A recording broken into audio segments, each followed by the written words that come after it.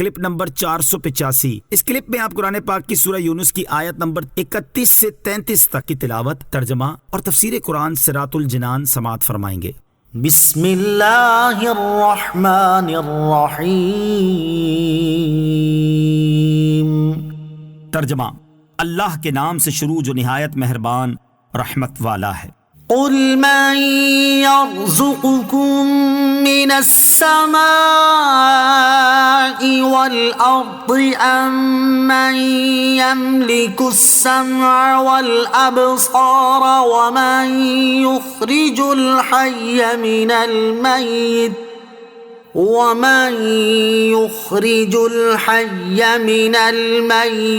ويخرج الميت من الحي ومن يدبر الأمر فسيقولون الله فقل أفلا تتقون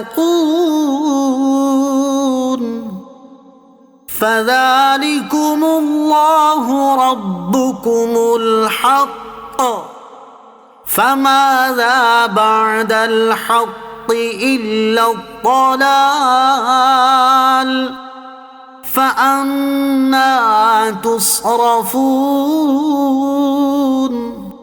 ترجمہ، تم فرماؤ آسمان اور زمین سے تمہیں کون روزی دیتا ہے، یا کان اور آنکھوں کا مالک کون ہے، اور زندہ کو مردے سے اور مردے کو زندہ سے کون نکالتا ہے، اور کون تمام کاموں کی تدبیر کرتا ہے؟ تو اب کہیں گے اللہ۔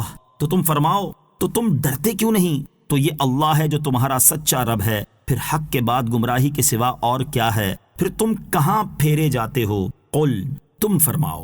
اس سے پہلی آیات میں اللہ تعالیٰ نے مشرکین کی مذمت بیان فرمائی، اور ان آیتوں میں اللہ تعالیٰ مشرکوں کے مذہب کے باطل ہونے اور اسلام کے حق ہونے کو واضح فرما رہا ہے۔ چنانچہ اس آیت میں بیان فرمایا کہ اے حبیب صلی اللہ تعالیٰ علیہ وآلہ وسلم، آپ ان مشرکوں سے فرما دیں کہ آسمان سے بارش برسا کر اور زمین سے سبزہ اگا کر تمہیں کون روزی دیتا ہے؟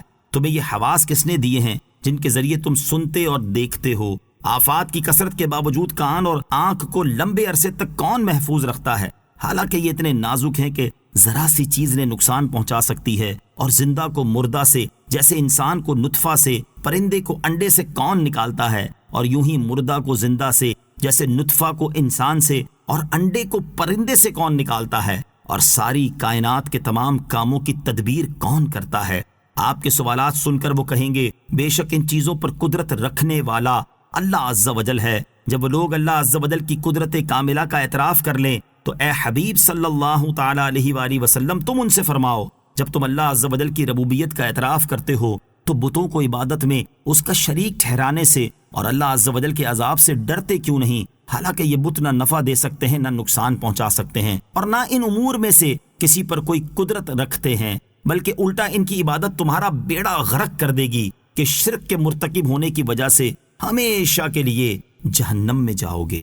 فذلكم اللہ، تو یہ اللہ ہے، یعنی جو ان چیزوں کو سر انجام دیتا ہے، اور آسمان و زمین، زندگی و موت سب کا مالک ہے، اور رزق و عطا پر قدرت رکھتا ہے۔ وہی اللہ عز و جل تمہارا سچا رب ہے، وہی عبادت کا مستحق ہے، نہ کہ یہ ناکارہ خود ساختہ بناوٹی بت۔ اور جب ایسے واضح اور قطعی دلائل سے ثابت ہو گیا کہ عبادت کا مستحق صرف اللہ عز و جل ہے، تو اس کے ماں سوا سب معبود باطل محض ہیں۔ اور جب تم نے اس کی قدرت کو پہچان لیا اور اس کی کارسازی کا اعتراف کر لیا تو پھر تم حق قبول کرنے سے کیوں اعراض کر رہے ہو؟ كذلك حقت كلمة ربك على الذين فسقوا أنهم لا يؤمنون۔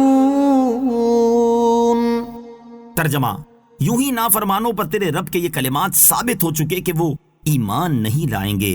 كذلك حقت، یوں ہی ثابت ہو چکے، یعنی جس طرح یہ مشرکین حق سے گمراہی کی طرف پھیر دیے گئے، اسی طرح اللہ تعالیٰ کے علم ازلی میں اس کا جو حکم اور قضا تھی وہ ان لوگوں پر ثابت ہو چکی جنہوں نے اپنے رب عز و جل کی اطاعت کی بجائے اس کی نافرمانی کی اور اس سے کفر کیا۔ یہ لوگ اللہ عز و جل کی وحدانیت کی تصدیق کریں گے، نہ اس کے رسول علیہ الصلوۃ والسلام کی تصدیق کریں گے۔ یاد رہے کہ اس آیت میں رب کی بات سے مراد تقدیر الہی ہے، یعنی تقدیر میں لکھا ہوا ہے کہ وہ ایمان نہیں لائیں گے، یا اللہ تعالیٰ کا یہ فرمان لَأَمْلَأَنَّ جَهَنَّمَ یعنی ہم ان سے دوزخ بھریں گے۔